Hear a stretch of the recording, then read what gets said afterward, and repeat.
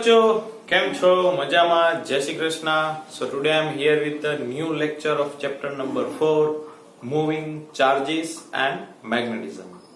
जो अभी तक हमने पढ़ा है इस चैप्टर में वो था observation of Oersted, then after the Biot Savart law. Biot Savart law में हमने देखा था कि अगर कोई करंट कैरिंग एलिमेंट से आर डिस्टेंस पे अगर हमें मैग्नेटिक फील्ड फाइंड करना है, जो छोटा सा एलिमेंट है डीएल, उससे अगर हमें मैग्नेटिक फील्ड आर डिस्टेंस पे फाइंड करना है तो हमें ये इक्वेशन यूज करना पड़ेगा. dB is equal to mu 0/4 pi I dl sine theta upon R square. और ये स्केलर फॉर्म है. अगर हम वेक्टर फॉर्म में लिखना चाहिए dB is equal to mu 0/4 pi I dl cross R caret upon R square. ये vector form है.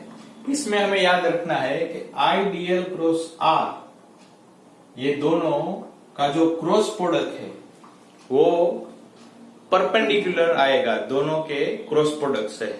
सो dB की जो डायरेक्शन होगी वो परपेंडिकुलर टू dl होगी और परपेंडिकुलर टू आर डिस्टेंस से होगी. तो ये बात आपको ध्यान रखनी है. जो आई dl और आर के बीच का जो एंगल होगा और उन दोनों का जो क्रॉस प्रोडक्ट होता है उससे परपेंडिकुलर डायरेक्शन में, उन दोनों एक्सिस से परपेंडिकुलर डायरेक्शन में मैग्नेटिक फील्ड इंटेंसिटी की डायरेक्शन होगी. ठीक है. तो डायरेक्शन हम दो तरीके से निकाल सकते हैं. करंट की डायरेक्शन में हमें थंब रखना है राइट हैंड का और फिंगर कर्ल करेंगे, वो डायरेक्शन दिखाएगा. अगर इनसाइड है तो इनवर्ड एंड आउटसाइड है तो आउटवर्ड है. दूसरी जो मेथड है उसमें करंट की डायरेक्शन में आपको फिंगर कर्ल करनी है और थंब की डायरेक्शन होगी वो होगी मैग्नेटिक फील्ड इंटेंसिटी की डायरेक्शन. फिर हमने देखा था कोई uniform current carrying circular loop हो, उसके सेंटर पे किस तरह से मैग्नेटिक फील्ड इंटेंसिटी फाइंड की जा सकती है. उसमें हमने सर्कल देखा था, फिर सेमी सर्कल देखा था, फिर क्वाड्रेंट देखा था, फिर आर्क भी देखी थी. तो उसका एक जनरल फॉर्मूला भी हमने याद रखा था. आपको सिर्फ सर्कल का याद रखना है. B at centre mu 0/2 I upon A. Semi की बात करेंगे तो आगे 1/2 कर देंगे, क्वाड्रेंट की बात करेंगे तो 1/4 कर देंगे और आर्क की बात करेंगे तो थीटा अपॉन 2 पाई से मल्टीप्लाई कर देंगे. उसमें आपको याद रखना है जो थीटा होगा वो ऑलवेज रेडियन में रखना है. रेडियन में किस तरह कन्वर्ट करना है तो मैंने भी वो भी आपको बताया था कि आपको 180 degree is equal to pi radian. So आपको जो एंगल दिया है उसके related how much angle in radian, ये आप करेंगे तो आपको रेडियन में मिल जाएगा. ठीक है. तो आज का जो लेक्चर है उसमें हम पढ़ेंगे the magnetic field on axis of current carrying loop. ठीक है. सो मैग्नेटिक फील्ड हमें एक्स डिस्टेंस पे मेजर करना है. तो चलिए स्टार्ट करते हैं आज का lecture. So our topic is magnetic field on axis of current carrying loop. तो इसमें हम क्या करेंगे, एक सर्कुलर लूप लेंगे जिसमें करंट पास हो रहा है, जिसकी रेडियस है कैपिटल आर. ठीक है. उससे एक्स डिस्टेंस पे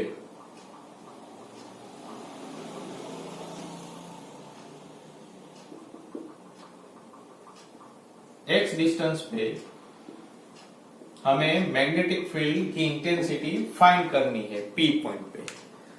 तो पहले तो स्मॉल एलिमेंट लेना पड़ेगा अकॉर्डिंग टू बायो-सावर्ट लॉ. फिर हम उसका इंटीग्रेशन कर देंगे. अब स्मॉल एलिमेंट हम लेंगे यहां पे डीएल, ठीक है।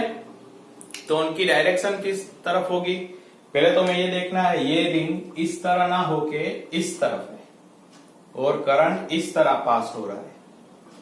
तो अगर हम आइडियल एलिमेंट लेंगे तो उसकी डायरेक्शन होगी, अगर यहां की बात करें इस पॉइंट की, तो इस डायरेक्शन में होगी इनवर्ड, और यहां की बात करें तो यहां से आउटवर्ड होगी। ये जो रिंग है, ठीक है, उसका यहां का जो एलिमेंट है वहां का हमें वेक्टर फॉर्म लेना है। सो करंट इस तरफ पास हो रहा है, वहां का स्मॉल एलिमेंट लेंगे तो आइडियल इस तरफ इनवर्ड होगी, और यहां की बात करें तो आइडियल आउटवर्ड होगी, ठीक है। अगर ना लिखा हो तो इस कंपोनेंट के लिए इनवर्ड हो जाएगी और इस कंपोनेंट के लिए आउटवर्ड हो जाएगी।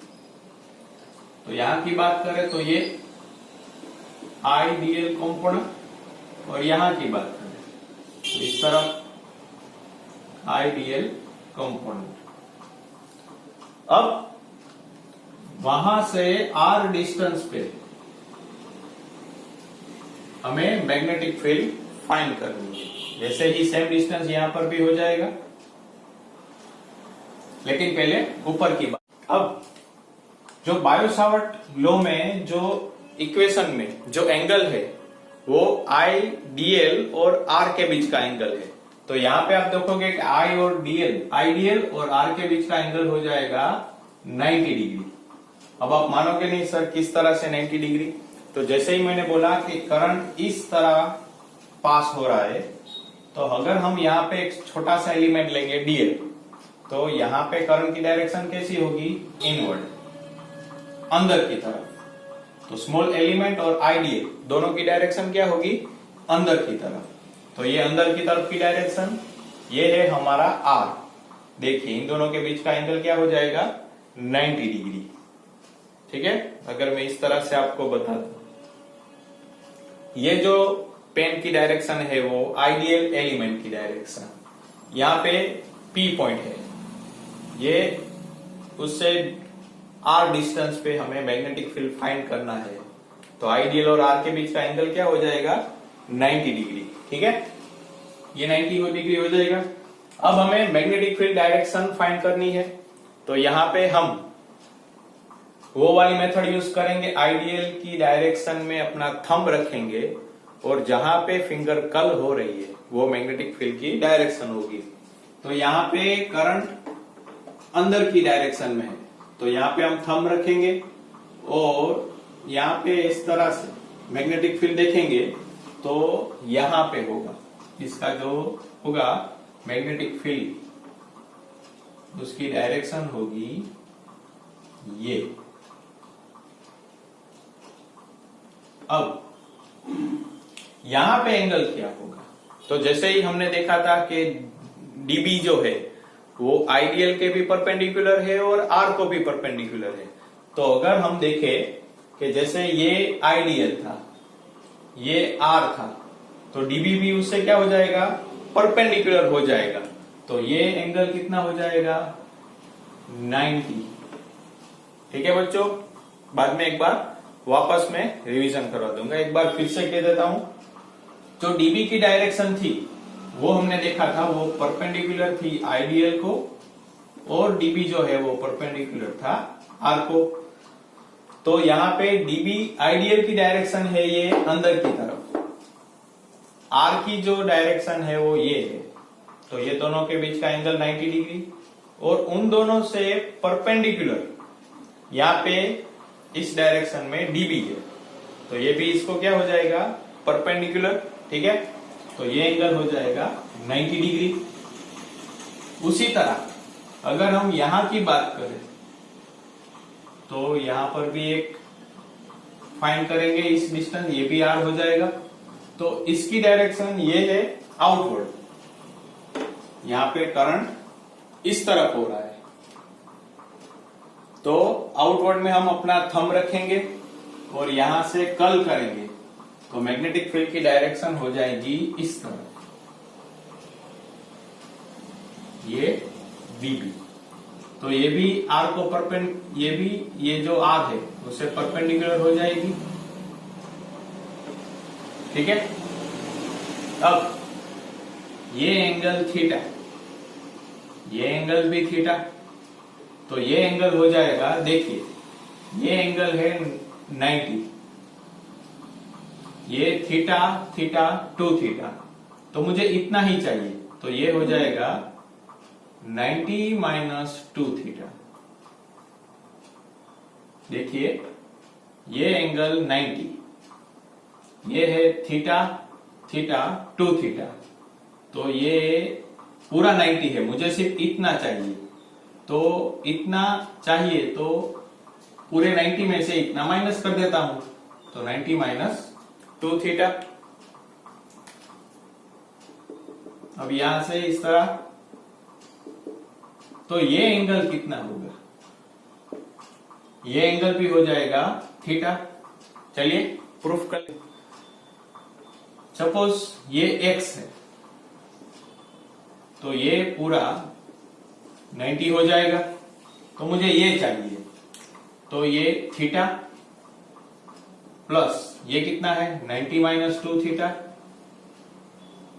प्लस ये कितना है x, और ये पूरा कितना हो जाएगा 90, सो 90 से 90 कट हो गया, theta minus two theta minus theta plus x is equal to 0, so x is equal to theta, so x ये एंगल हो जाएगा थीटा,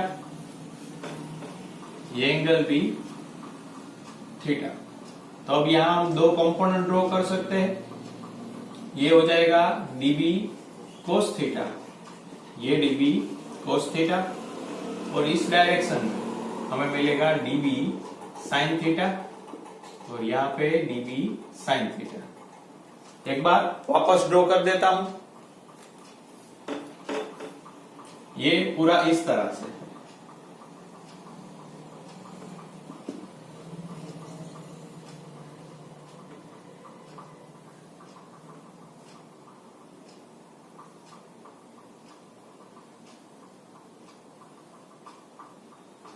ये dB से ये 90,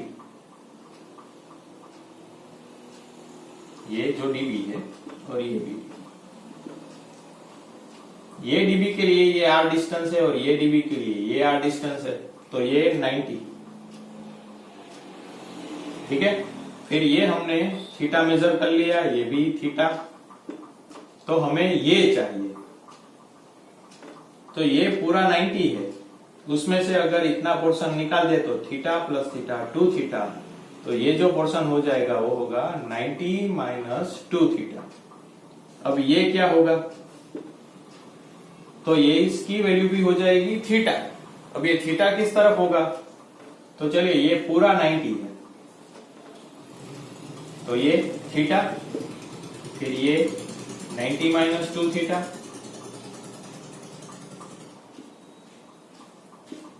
फिर यहां पे ये x, और ये पूरा कितना हो जाएगा 90, सो 90 से 90 कट हो जाएगा, theta minus two theta minus theta plus x is equal to 0, so x is equal to theta. तो यहाँ पे x की वैल्यू क्या हो जाएगी थीटा। अब समझ में आया आपको, ठीक है।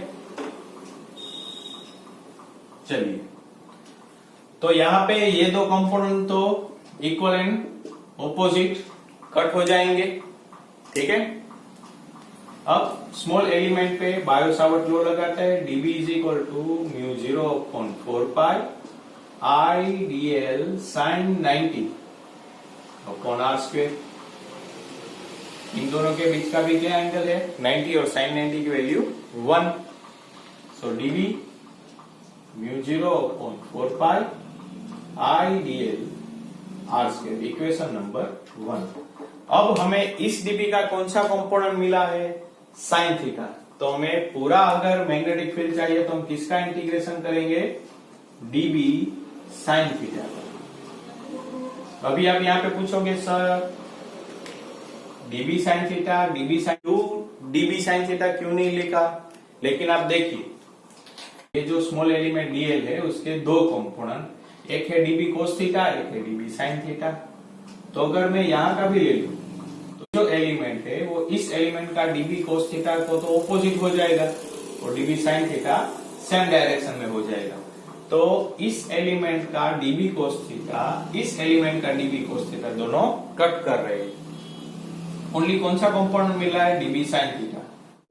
अगर मैं यहां का एलिमेंट लूं तो उसका डीबी कोस थीटा कंपोनेंट ये ऑलरेडी कट कर देगा।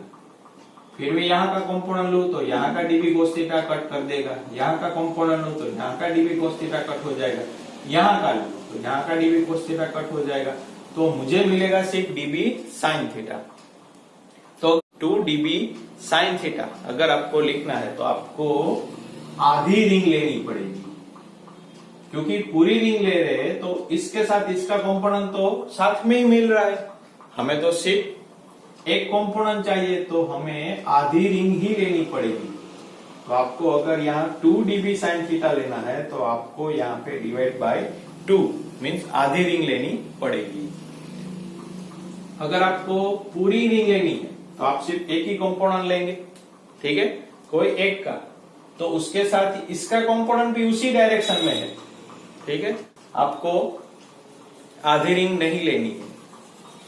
अगर आप यहाँ पे 2 डीबी साइन थीटा लेना चाहो तो आप ले सकते हो, लेकिन आपको यहाँ पे आधी रिंग लेनी पड़ेगी। आपको जो यहाँ पे लंबाई लेंगे लेंथ, वो आधी लेनी पड़ेगी, क्योंकि इस एलिमेंट का कंपोनेंट लेंगे तो ऑलरेडी इसका एलिमेंट का कंपोनेंट भी कवर हो रहा है। अगर यहाँ का एलिमेंट ले रहे हैं तो यहाँ का एलिमेंट का भी कंपोनेंट कवर हो रहा है। तो अगर यहाँ आपको 2 डीबी साइन थीटा लेना है तो आपको आधी रिंग लेनी पड़ेगी। अगर आपको डीबी साइन थीटा लेना है तो आपको पूरी रिंग लेनी पड़ेगी, ठीक है। सर्कुलर लूप, चलिए वैल्यू पुट करते हैं। बी इंटीग्रेशन डीबी की value μ0 upon 4 pi I dl upon R square sine theta. यहां पे हम साइन थीटा अप्लाई करेंगे, r upon small r। So B integration μ0 upon 4 pi I dl r upon R cube, ठीक है। तो यहाँ पे μ0 upon 4 pi I capital R cube constant, तो μ0 upon 4 pi I R upon R cube.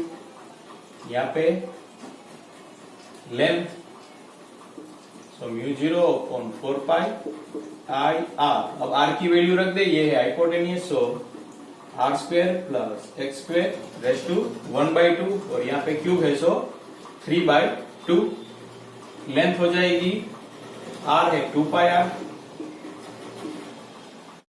So B is equal to pi से pi cut हो जाएगा, यहाँ से 2, so μ0 I R square upon 2 R square plus X square raise to 3/2। ये equation हो जाएगा magnetic field का। अगर आपको n नंबर ऑफ रिंग दी गई हो तो हम लिखेंगे B is equal to μ0 n I r square upon 2 r square plus X square raise to 3/2। चलिए यहां पर भी केस ले लेते हैं। अगर ये P पॉइंट सेंटर में दिया गया हो सो हम x इज इक्वल टू 0 ले लेंगे। P point at centre, so B centre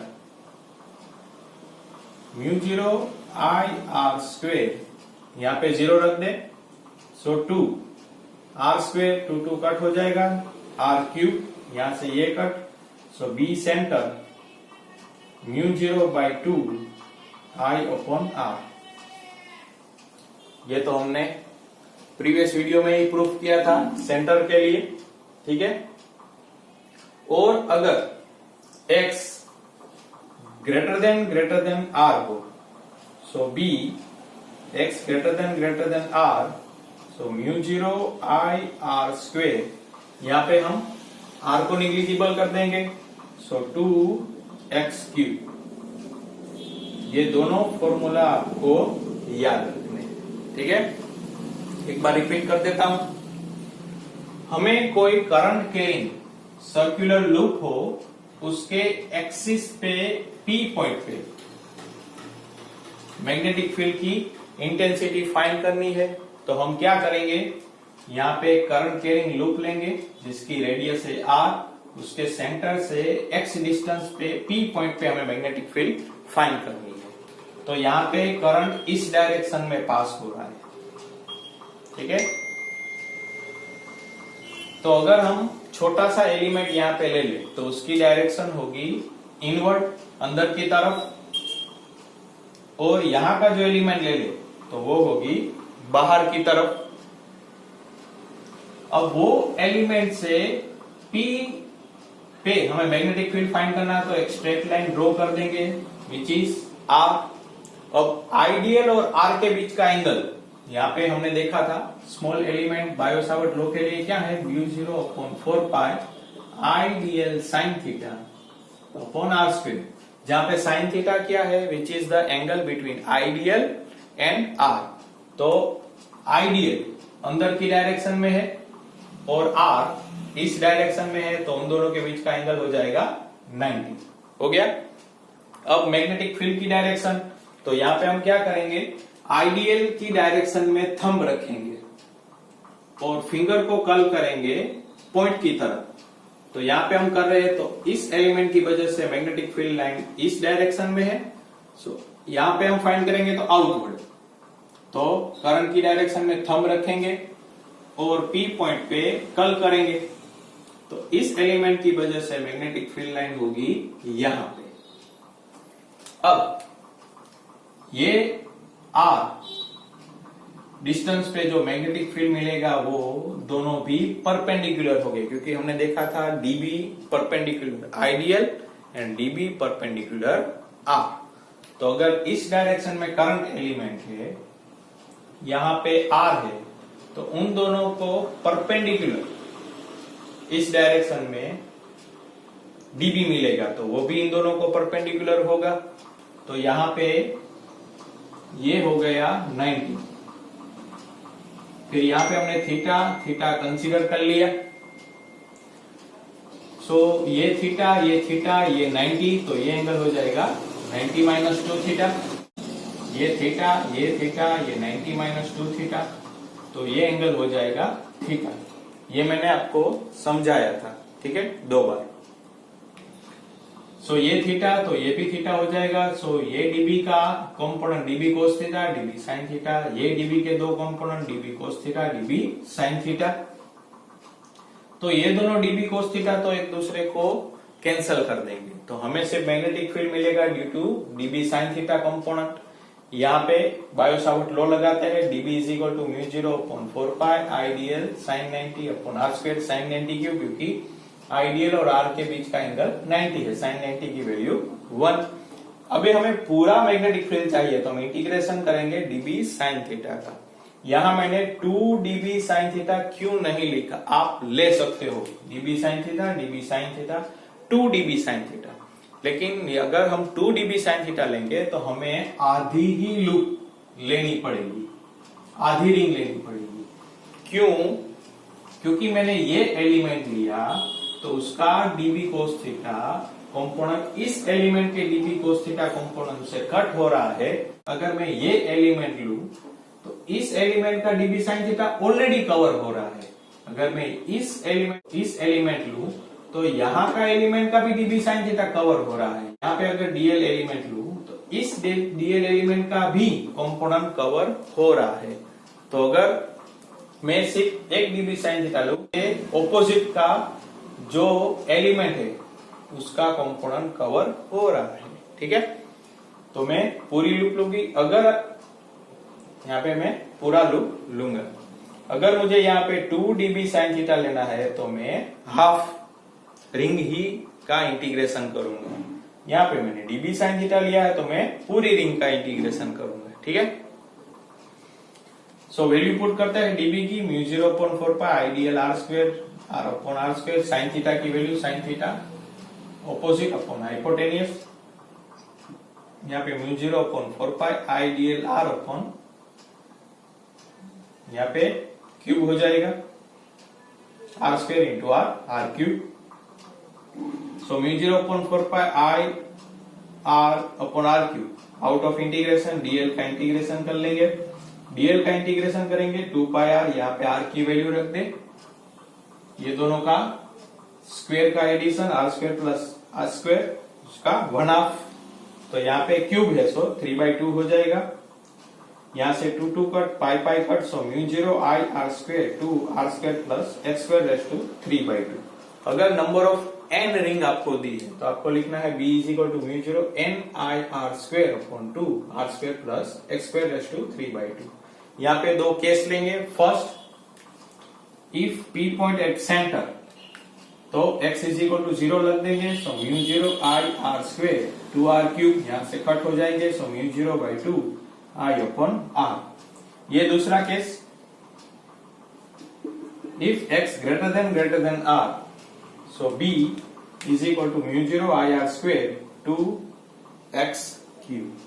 ठीक है, तो ये जो थियरी है वो आपकी टेक्स्ट बुक में है, उसमें आपको सिर्फ ये ध्यान रखना है, इसमें हमने करंट इस डायरेक्शन में लिया है, उसमें करंट इस डायरेक्शन में लेंगे, तो आपको दो कंपोनेंट यहां आउटवर्ड और इनवर्ड मिलेंगे।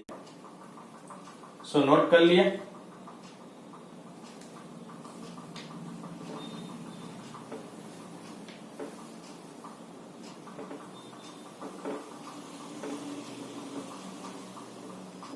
चलिए अब इस थियरी के रिलेटेड हम एक जेडबल नीट के लिए एक इंपॉर्टेंट सम करेंगे।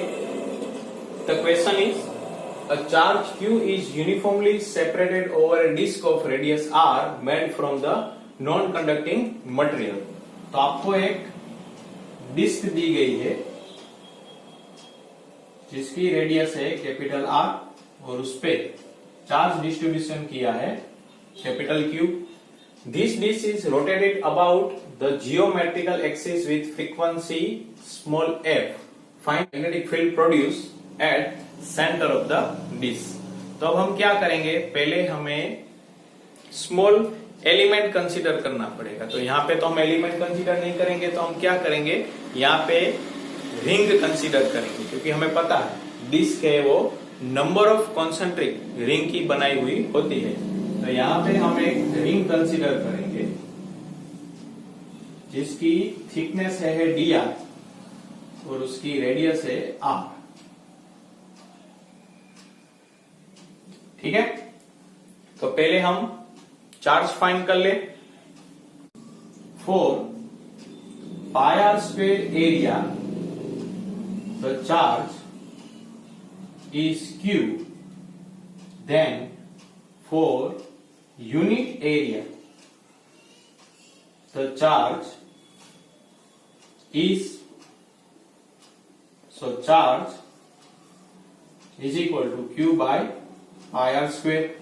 Equation number 1।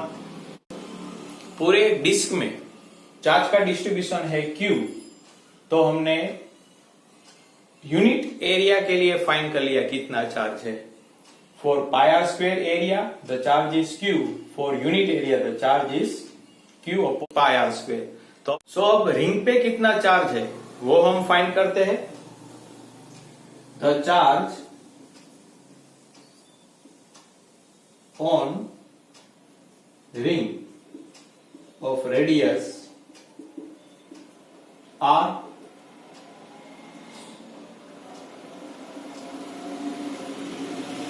area of ring into charge per unit area। So ring का एरिया हो जाएगा 2 पाई आर डी आर। यहां पे charge 2 pi R D R, charge पर unit area Q pi R square. So pi pi cut हो जाएगा, सो charge Q 2Q R dr upon R square. Equation number 2। अगर हम करंट की बात करें, so current Q by T, यहां से हम बात करेंगे E। यहाँ पे चार्ज रोटेट कर रहा है विथ फ्रीक्वेंसी स्मॉल f, तो यहाँ पे time period 1 time period is equal to frequency. So I अब E is equal to charge 2QR dr upon capital R square into F. Equation number 3.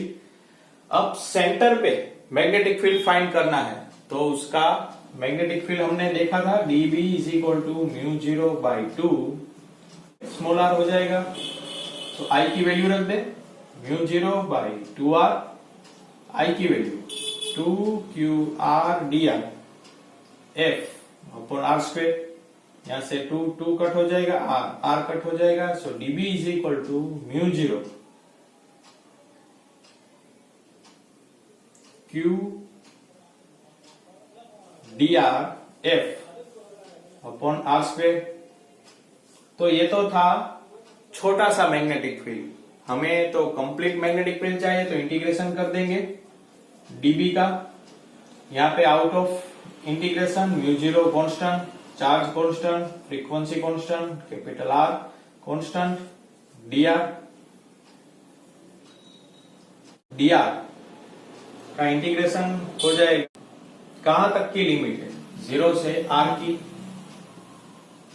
So mu 0 QF upon R square. dr का integration R, lower limit, upper limit minus lower limit.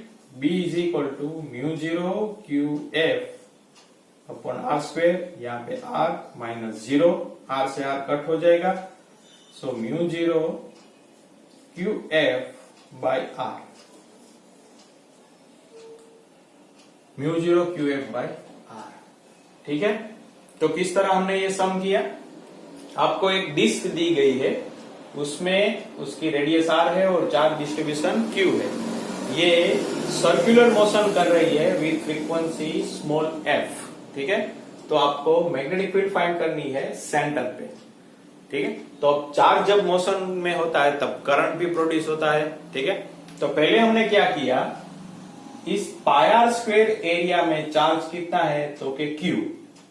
तो हमने क्या किया, unit area में कितना charge है, यहाँ पे Q upon pi r square. So पूरा मैग्नेटिक फील्ड फाइंड करने के लिए हम क्या करेंगे, छोटी सी रिंग कंसीडर करेंगे. So consider the ring of radius R and thickness dr. So charge on this ring, so charge on the ring of radius R, area of the ring and charge पर unit area. Area कितना हो जाएगा 2 पाई r dr. Charge पर unit area क्या है Q upon pi r square. यहां से जो कट होता है वो कर लिया. अब करंट चार्ज पर टाइम, यहां पे रोटेट करा इसलिए टाइम की जगह पे हम लेंगे टाइम पीरियड और यहां पे लेंगे इलेक्ट्रॉन.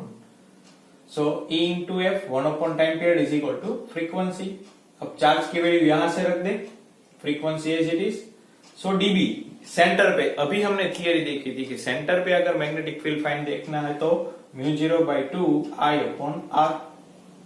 अब I की वैल्यू रख दे, जो कट होता है किया. सो dB की वैल्यू मिल गई. अब हमें इंटीग्रेशन करना पड़ेगा. इंटीग्रेशन कहां से होगा, 0 से लेकर R तक. तो जो कांस्टेंट था म्यू 0 QF R स्क्वायर वो बाहर ले लिया. dr का इंटीग्रेशन लिमिट 0 से R, dr का integration R, upper limit minus lower limit cut हो गया. B is equal to mu 0 QF upon R. तो इस तरह के सम आपको JEE नीट में पूछे जा सकते हैं. सो आज का लेक्चर बस इतना ही. पढ़ते रहिए, हंसते रहिए, अपने परिवार का ख्याल रखिए. जय श्री कृष्ण.